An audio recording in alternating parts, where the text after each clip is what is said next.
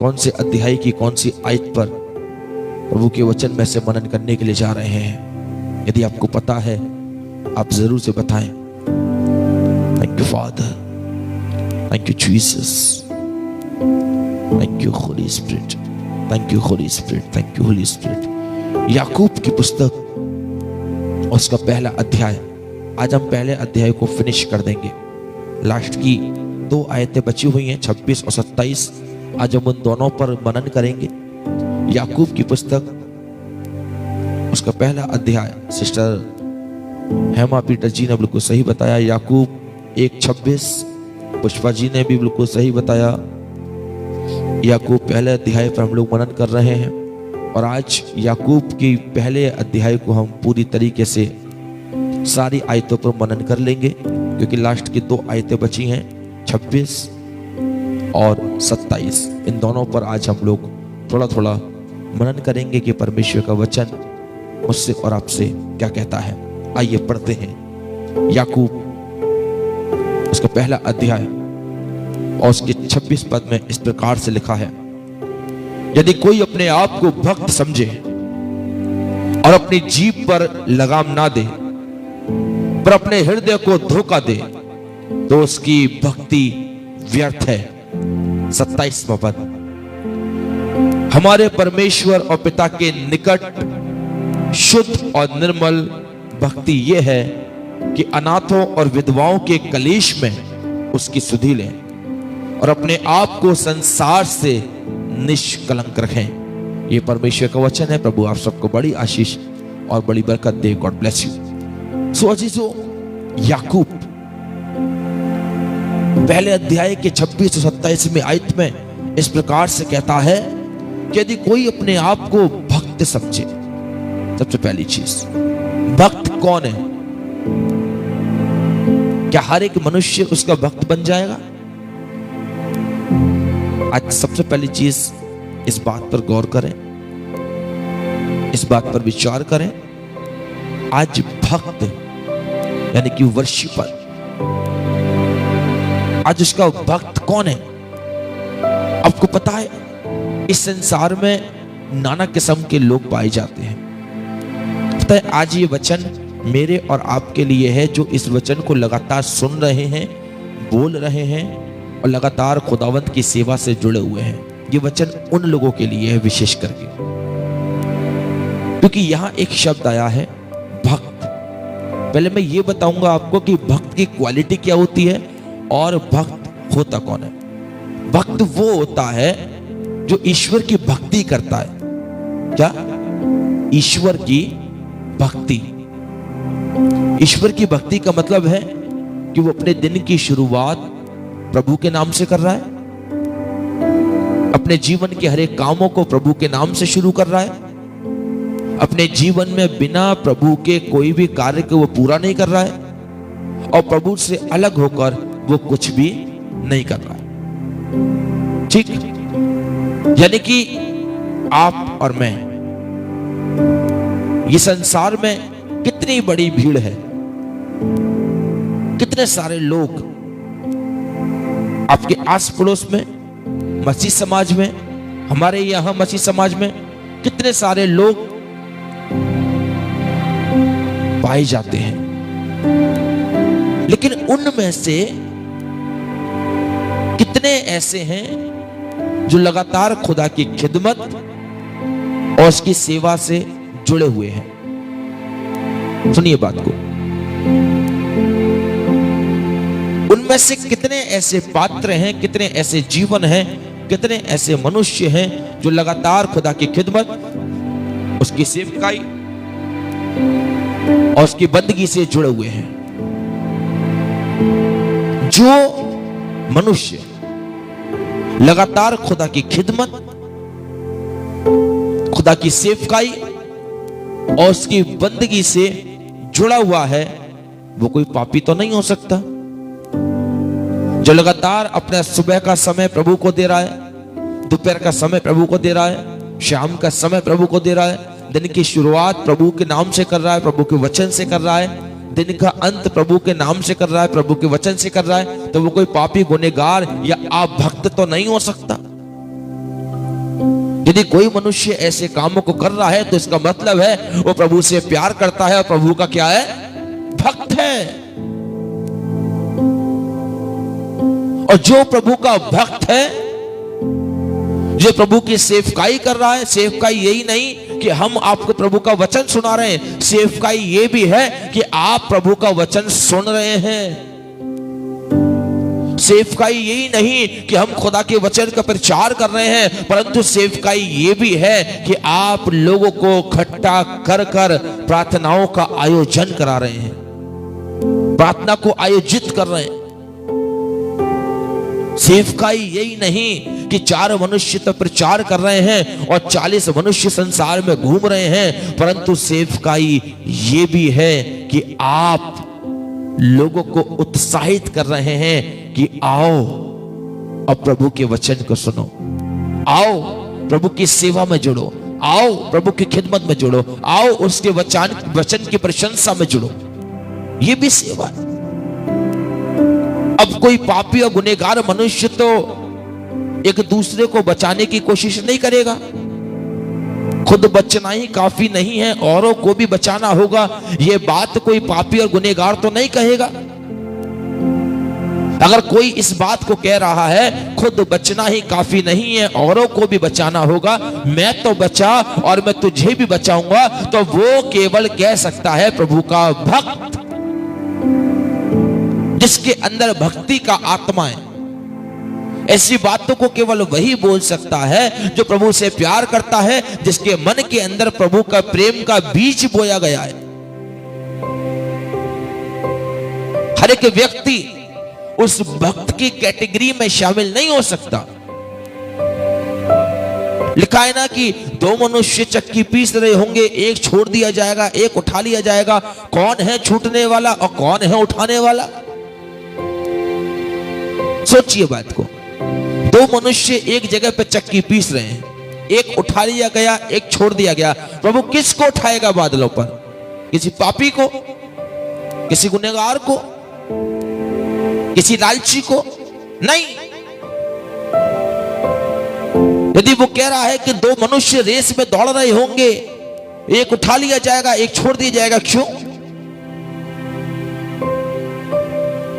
2 मनुष्य खेत काट रहे होंगे, एक उठा लिया जाएगा, एक छोड़ दिया जाएगा, क्यों? क्यों भाई? एक को क्यों छोड़ रहे हो, एक को क्यों उठा रहे हो? फर्क है, दोनों में फर्क है। और फर्क इस बात का है कि एक मनुष्य जो उठाया गया है उसके अंदर भक्ति का बीज है, उसके अंदर प्रभु के प्रति मोहब्बत है, उसने अपना जीवन परमेश्वर के साथ जोड़ के चलाया है, उसने प्रभु की भक्ति करी है, उसने खुदा की प्रशंसा करी है, उसने अपने दिन की शुरुआत परमेश्वर के वचन के द्वारा करी है, उसने अपने दिन का अंत परमेश्वर के वचन के द्वारा किया है। उसने सुबह 4 बजे उठ कर घुटने टेक कर प्रभु के दासों के लिए, प्रभु के लोगों के लिए, कलीसिया के लिए, पासवानों के लिए, चर्चों के लिए प्रार्थनाएं करी हैं। अब कोई पापी इंसान तो ऐसा नहीं करेगा, कोई गुनहगार इंसान तो ऐसा नहीं करेगा।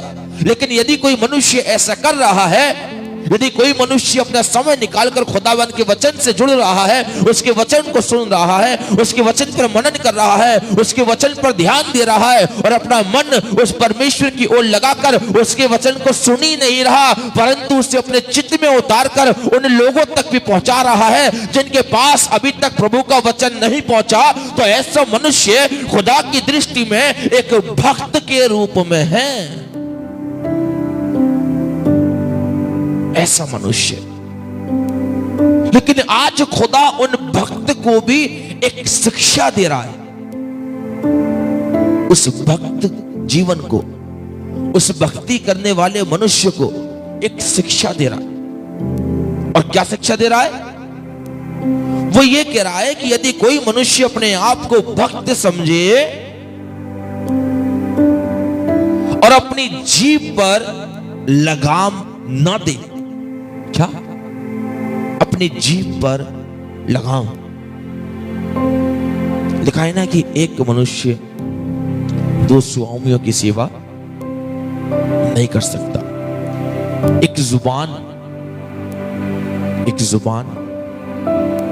दो किस्म का कार्य नहीं कर सकती। एक मनुष्य एक साथ दो शहरों की यात्रा नहीं कर सकता। एक मनुष्य दो नावों में पैर रख के सवारी नहीं कर सकता। इसीलिए तो वो कह रहा है, यदि कोई प्रभु का दास या प्रभु की दासी अपने आप को भक्त समझे तो वो अपनी जुबान पर लगाम दे। जुबान पर, वो जुबान जिसके विषय में परमेश्वर का वचन कहता है, इस जुबान के द्वारा पूरे वन के अंदर आग लग जाती है। Praise the Lord। इस जुबान के द्वारा पूरे के पूरे परिवार नष्ट हो जाते हैं। इस जुबान के द्वारा मनुष्य आशीष पाते पाते भी रह जाता है। इसके कारण, इस जुबान के कारण। क्यों? क्योंकि एक मनुष्य दो स्वामियों की सेवा नहीं कर सकता। यदि आप इस जुबान से सुबह तो प्रभु की भक्ति कर रहे हैं, हम सुबह उठ गए, 5 बजे उठ गए, प्रार्थना कर रहे हैं, फिर 7 बजे से प्रभु के वचन को सुन रहे हैं, लगातार जुड़ रहे हैं, 8 बजे तक प्रार्थनाओं में लगातार बने हैं। उसके बाद जब हमने संसारिक कामों को शुरू किया तो हमारी जुबान से संसारिक शब्द, संसारिक गालियां, चुगली, घमंड के शब्द, ईर्ष्या के शब्द, बैरभाव के शब्द निकलने शुरू हो गए। कहां से? इस जुबान से। 2 घंटे पहले हमने इसी जुबान से प्रभु की इबादत करी। एक भक्त के रूप में हम प्रभु के सामने मौजूद हुए, और जब प्रार्थना समाप्त हुई उसके बाद में हमारा जीवन संसार की अभिलाषाओं में डूब गया। वो संसार की अभिलाषाओं में डूबना, वो संसार की कलिशों में डूबना, वो ठट्टा करने वाली मंडलियों के साथ खड़े होना, उन शब्दों को अपनी जुबान से बयां करना जो परमेश्वर की दृष्टि में घृणित है। किसके द्वारा? जुबान के द्वारा। तो ऐसा मनुष्य अपने आप को धोखा दे रहा है। क्या? धोखा। ऐसा मनुष्य अपने आप को धोखा दे रहा है और अपने हृदय को धोखा दे रहा है, और उसकी भक्ति व्यर्थ है। वेस्ट। क्या? वेस्ट भक्ति व्यर्थ है आपकी। आपकी वर्शिप, आपका समय जो आपने प्रभु को दिया वो सब कुछ व्यर्थ हो गया। ये मैं नहीं कहता, ये याकूब कह रहा है। और वो इस बात को बयान कर रहा है, यदि खुदा ने तुम्हें भक्त बनाया है, वचन का सुनने वाला और सुनाने वाला बनाया है, एक दूसरे के लिए प्रार्थना करना और कराने वाला बनाया है, तो अपने आप पर और अपने जीवन पर और अपने शरीर के अंगों पर कंट्रोल करना बहुत अनिवार्य है। और उन अंगों में से एक अंग आता है मनुष्य के मुंह की जुबान। वो जुबान जो पूरे वन में आग लगा देती है, वो जुबान जिसके द्वारा मनुष्य जीवन भी पाता है और मृत्यु को भी पाता है। वो जुबान जिससे शैतान कभी भी कुछ भी निकलवा देता है।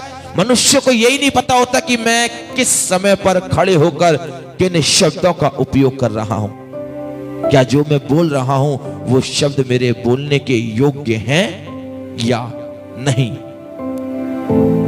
इसीलिए याकूब कलीसिया को सिखा रहा है, याकूब लोगों को बता रहा है, यदि कोई अपने आप को भक्त समझे तो सबसे पहले वो अपनी जुबान पर लगाम लगाए। कभी कभी क्या होता है, दो मनुष्य एक साथ बहुत खुदा की खिदमत कर रहे हैं, उसकी प्रशंसा कर रहे हैं, और शैतान ने उनको देखा, अरे यार ये दो बहनें या दो भाई एक साथ खुदा की खिदमत कर रहे हैं, चर्च जा रहे हैं, प्रार्थना कर रहे हैं, सब कुछ अच्छा है। शैतान ने कहीं ना कहीं से लाके इन दोनों बहनों में से किसी भी एक के अंदर लड़ाई का, वैरभाव का बीज पैदा कर दिया। अब जैसे ही वो बीज शैतान ने डाला, तुरंत उसकी जुबान से वो सारे शब्द निकलना शुरू हो जाते हैं कि जो शायद सामने वाले व्यक्ति के लिए और प्रभु की दृष्टि के लिए घृणित हैं।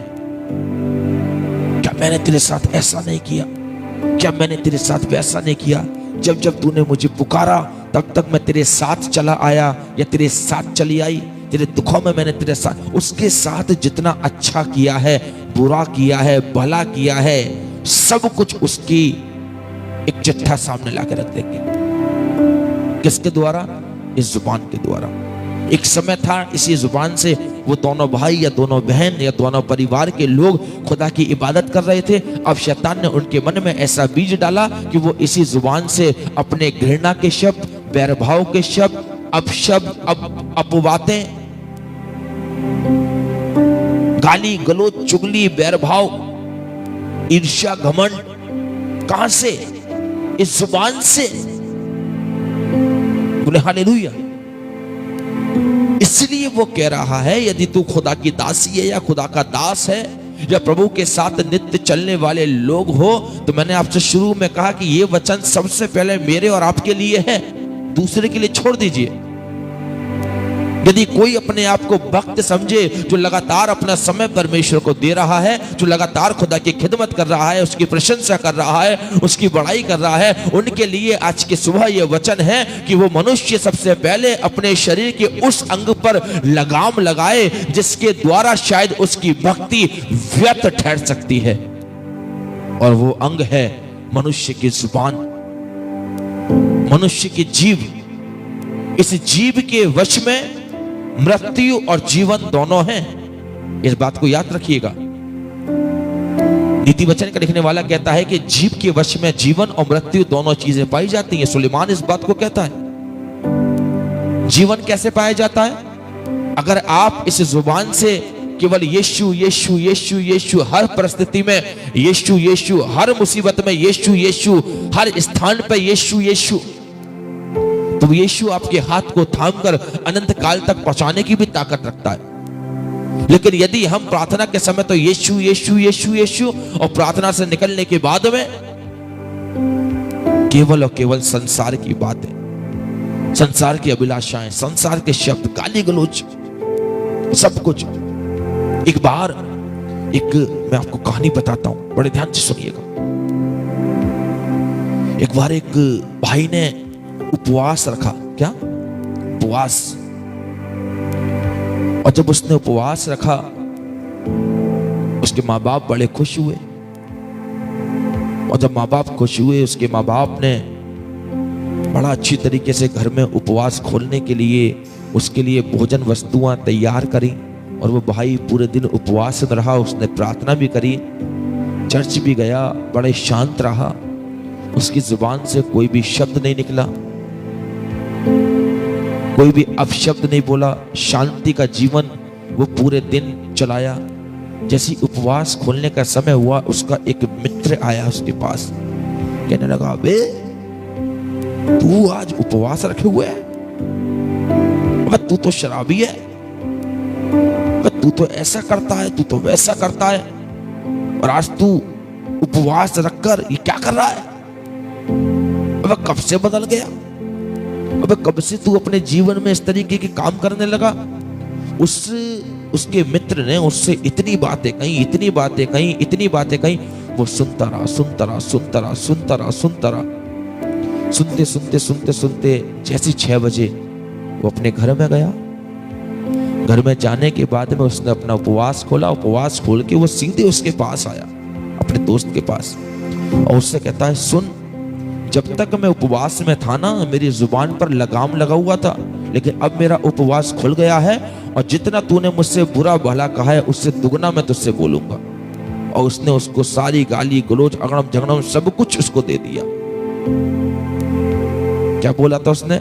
कि जब तक मैं उपवास में था तभी तक मेरी जुबान पर लगाम था, तभी तक मेरी जीभ बंद थी। अब मेरा उपवास खुल गया है, अब मैं तुझे तेरी हर बात का जवाब दूंगा। ऐसा होता है मनुष्य का जीवन। लेकिन ऐसा हमारे और आपके साथ नहीं होना चाहिए। जब तक आप प्रभु में हैं तब भी आप प्रभु के सामने वैसे ही बने रहें, और जब आप प्रार्थना से बाहर निकलें तब भी आप उसकी दृष्टि में वैसे ही बने रहें। हालेलुया। जो मनुष्य समय को देखकर, सिचुएशंस को देखकर अपने आप को बदलता है, वो एक घास के समान है जो एक समय में हरी हुई और दूसरे पल में ही सूख जाएगी, झड़ जाएगी, गिर जाएगी। ऐसा होता है हमारा जीवन जब तक प्रार्थना में है, हे प्रभु हे प्रभु हे प्रभु, और जैसी प्रार्थना से बाहर निकलते हैं हम अपनी जुबान से, अपने शब्दों से सारी उन बातों को करते हैं जो प्रभु की दृष्टि में बुरे हैं। ऐसा मनुष्य केवल अपने आप को धोखा देता है और उसकी भक्ति व्यर्थ है, बेकार। Everything is garbage, your work is garbage. आपकी भक्ति एक कूड़े के समान है, फिर आपका समय एक कूड़े के समान है, वो कूड़ा जिसका कोई मोल नहीं है। यदि आप खुदा की दृष्टि में भक्ति कर रहे हैं, उसके चरणों में बैठे हुए हैं, लेकिन आपकी जुबान और आपके शरीर के अंग आपके कंट्रोल में नहीं हैं, तो आपकी भक्ति और आपका समय दोनों के दोनों व्यर्थ हैं, और इसके एवज में आप परमेश्वर के द्वारा कभी आशीष नहीं पाएंगे। आपका समय देना बेकार रहा, आप जैसे आए वैसे ही वापस चले गए। बोले हालेलुया। कारण आपने अपने आप को नहीं बदला। आप शारीरिक तौर से तो प्रभु के पास आए, लेकिन आपने अपनी आत्मा को नहीं बदला, आपने चेंज नहीं किया, आपने अपने अंगों को चेंज नहीं किया। क्या कहता है पौलुस? पौलुस कहता है कि पाप के लिए तो अपने आप को मरा हुआ समझो।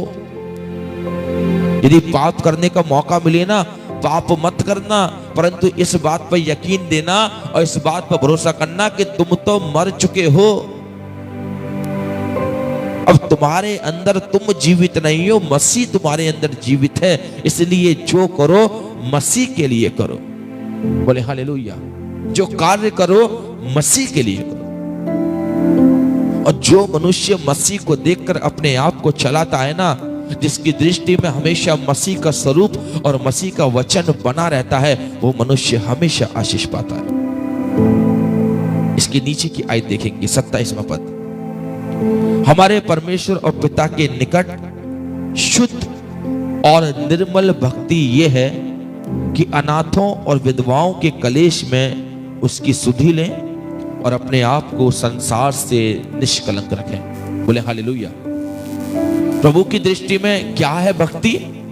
प्रभु की दृष्टि में वो भक्ति नहीं है कि आप अपनी जुबान पर लगाम नहीं दे रहे, परंतु आप अपनी जुबान बातें, गुनाह की बातें, कलेश की बातें बोल रहे हैं। लेकिन प्रभु की दृष्टि में भक्ति वो है, मेरे अजीजों, मेरे प्रियो, कि जब आप अपने शुद्ध और निर्मल मन के साथ, क्या शुद्ध विचार और निर्मल हृदय के साथ, जो अन्याय में पड़े हैं, जो कलेश में पड़े हैं, जो अनाथ हैं, उनकी सुधि लें, उन तक परमेश्वर के वचन को पहुंचाएं। शुद्ध मन के साथ, शुद्ध विचारों के साथ, शुद्ध भक्ति के साथ। वो कह रहा है कि हमारे परमेश्वर और पिता के निकट शुद्ध और निर्मल भक्ति ये है। खुदा के निकट, प्रभु के पास शुद्ध और निर्मल भक्ति ये है कि तुम विधवाओं और अनाथों के जो कलेश में पड़े हैं उनकी सुधि लो। जो कलेश में हैं उनको प्रभु का वचन सुनाओ। जो बोझ से दबे हुए हैं उनको प्रभु का वचन सुनाओ। जो अनाथ हैं, जिनके आगे पीछे कोई नहीं, उनको इस बात को बताओ कि एक दूध पिलाने वाली मां तो तुम्हें छोड़ सकती है और भूल सकती है, लेकिन यहोवा तुम्हें कभी ना छोड़ेगा और ना कभी तुम्हें त्यागेगा। बताओ इस बात को, बताओ उनको। उनसे कहो, चाहे तुम्हारे साथ कोई खड़ा हो या ना हो, लेकिन परमेश्वर का वायदा है कि मैं जगत के अंत तक सदैव तुम्हारे साथ हूं। बताओ अनाथों को, बताओ बोझ से दबे हुए लोगों को, इस बात का प्रचार करो, इस बात का बयान करो और इस वाणी को लोगों तक पहुंचाओ। निर्मल और शुद्ध भक्ति परमेश्वर के निकट यही है कि जो मनुष्य कलेशों में दबे हुए हैं उन्हें वचन के द्वारा बाहर निकालें। जिनका मन प्रभु से भटक गया है उनको एक बार फिर परमेश्वर के निकट लेकर आए। हम वचन के अंतिम पड़ाव में हैं। यदि किसी की कोई प्रार्थना का निवेदन है तो आप जल्दी से अपने प्रार्थना के निवेदन को डाल दें। आज इस बात का बयान करें कि यीशु को छोड़ कोई आपका छुटकारा देने वाला नहीं है। जो अनाथ हैं, जिनको इस बात को लगता है कि हमारे साथ कोई नहीं खड़ा, हमारे परिवार के लोग हमारे साथ नहीं है, हमारे माँ बाप हमारे साथ नहीं है, माँ बाप को ये लगता है कि बच्चे हमारे साथ नहीं है, आज हम अकेले हैं, अनाथ हैं, हमारे आगे पीछे कोई नहीं, उनको इस बात को बताओ, कोई तुम्हारा साथ दे या ना दे, लेकिन जब जब तुम यीशु को पुकारोगे वो तुम्हारे साथ खड़ा होगा। बताओ इस बात को, बताओ, यशाया का एग्जाम्पल दो। यशाया के बारे में बताओ कि जब यशाया डरने लगा, भयभीत होने लगा, अपने बैरियों से भयभीत होने लगा, तब यशाया से परमेश्वर ने बातें करना शुरू किया और कहा कि यशाया मत डर, मैं तेरे साथ हूं, इधर उधर मत ताक, मैं तेरा परमेश्वर हूं। बताओ इस बात को। मूसा के बारे में बताओ, यहोशू के बारे में बताओ कि कोई तेरे जीवन भर तेरे सामने ठहर ना सकेगा। जैसे मैं मूसा के साथ रहा वैसे ही तेरे भी साथ रहूंगा। बताओ, कौन बताएगा? अब प्रभु स्वर्ग में से उतर कर नहीं आएगा इन सब चीजों को बताने के लिए। उसने मुझे और आपको चुना है और खड़ा किया है। उसने मुझे और आपको अपना वचन दिया है कि मैं और आप बताएं इस चीज को। उसने अपने चेलों से क्या कहा कि जगत के एक छोर से लेकर दूसरे छोर तक मेरे वचन का प्रचार करो और बताओ कि यीशु को छोड़ और कोई उद्धार करता नहीं है। दाऊद कहता है कि मैं चिल्ला चिल्ला कर लोगों को तेरी गवाही दूंगा, मैं चिल्ला चिल्ला कर लोगों को तेरे बारे में बताऊंगा। क्यों? क्योंकि उससे छोड़ और कोई उद्धार करता नहीं है। यस, बोले हालेलुया। आज की सुबह आपको और मुझे तैयार होने की आवश्यकता है। आज की सुबह मुझे और आपको अनाथों को और विधवाओं के कलेश को उठाने की आवश्यकता है और संसार के अनुरूप मुझे और आपको नहीं बनना। संसार का सदृश्य के रूप में मुझे और आपको नहीं बनना, लेकिन मुझे बनना है यीशु के जैसा। मुझे बनना है अपने प्रभु के जैसा।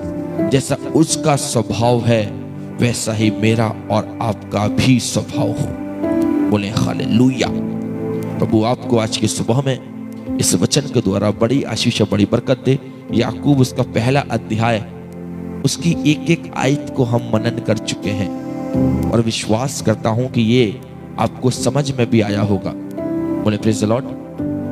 आप सबको एक बात मैं आपको बताना चाहता हूं कि मेरी फेसबुक आईडी की फ्रेंड रिक्वेस्ट पूरी हो चुकी है 5000। अब यदि कोई रिक्वेस्ट भेजेगा तो वो मेरे पास नहीं आएगी, इसलिए वहीं पर एक बटन आ रहा होगा फॉलो के नाम से। अब आप मुझे रिक्वेस्ट मत भेजिएगा, कोई भी उसे फॉलो करिएगा। फॉलो करना और रिक्वेस्ट भेजना इक्वल है। अब आप मुझे वहां से फॉलो करिएगा, ठीक है। फ्रेंड रिक्वेस्ट मत भेजिएगा। बहुत सारे लोगों की मेरे पास आ रही हैं, लगभग 1000 लोगों के भी पेंडिंग मेरे पास पड़ी है, मैं एक्सेप्ट नहीं कर पा रहा हूं। उसे फॉलो करिएगा। अब आप जब फॉलो करेंगे तो सेम जैसे वचन आप डेली सुन रहे हैं वैसे ही लगातार आप उस वचन से जुड़ेंगे और उस वचन के हर एक नोटिफिकेशंस को भी आप अपने समय बाय समय आप तक वो सब चीजें पहुंचती रहेंगी। तो इसलिए उसे फॉलो करिएगा। रिक्वेस्ट कोई मत भेजिएगा अब मेरे पास में, है ना। अब जब आप फॉलो कर लेंगे तो वो एक रिक्वेस्ट के समान ही है, वो इक्वल चीज है वो दोनों की दोनों। आइए अपनी आंखों को बंद करेंगे और प्रार्थना करेंगे। आसमान और जमीन के खाली को मालिक, एक बार फिर से खुदावन यीशु मसीह में धन्यवाद है। तू खुदावन तेरे बड़े अनुग्रह के लिए, तेरी दया के लिए, तेरी करुणा के लिए पिता। खुदावन तेरे लोग पिता परमेश्वर हमेशा जयवंत होते हैं, बलवंत होते हैं पिता। तू अपने लोगों को संभालता है, सरफराज करता है और आशीषित करता है। प्रार्थना करते हैं खुदावन